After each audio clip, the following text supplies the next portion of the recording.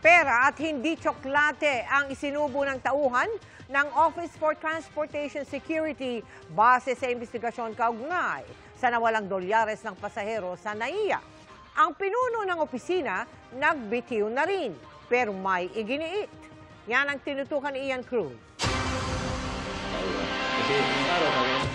Kahapon pa nagsumite ng courtesy resignation na naka-address kay Pangulong Bongbong Marcos si Undersecretary Mau Aplasca, ang administrator ng Office for Transportation Security. Sa gitna ito ng kontrobersya kaugnay ng tauhan ng OTS na umano'y lumulon ng $300 na ninakaw daw sa isang dayuhang turista. Minabuti daw anyang mag-resign para hindi maipit ang budget ng Department of Transportation kasunod ng banta ni Speaker Martin Romualdez na harangin ito kung hindi siya magbibitiw. Pero git niya sa kanyang resignation letter, wala raw siyang nagawang masama at sa halip ay naglunsad ng kampanya laban sa korupsyon sa lahat ng paliparan sa bansa.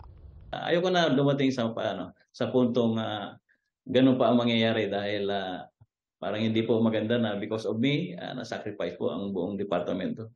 Kahit na hindi po i-approve ng ating Pangulo, ako po may mag-volunteer na rin ako na aalis na dyan sa Office for Transportation Security. Ang ipinagtataka lang daw ni Aplasca, bakit siya ang napagbuntunan, gayong malala na raw ang mga problemang kanyang nadatnan nang italaga sa OTS. Kaya ako po nalulungkot kasi instead of yung focus ay mapunta doon sa mga tiwali, na bakit na nagtatanong nga ako sa sarili ko, bakit naman napunta sa sarili ko yung focus ni Speaker Romualdez. The problem in the airport is not a simple problem, but in fact it's systemic. He's very sad about it. Sabi ko sa kanya, may mga nangyayari talaga, no? And we have to accept the fact that we have responsibilities also as officials.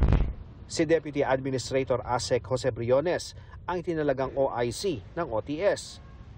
Sa pagpapatuloy naman ng kanilang investigasyon, natukoy na hindi tsokolate kundi pera ang isinubo ng babaeng tauhan ng OTS. Lang sinasabi doon sa investigasyon ay guilty.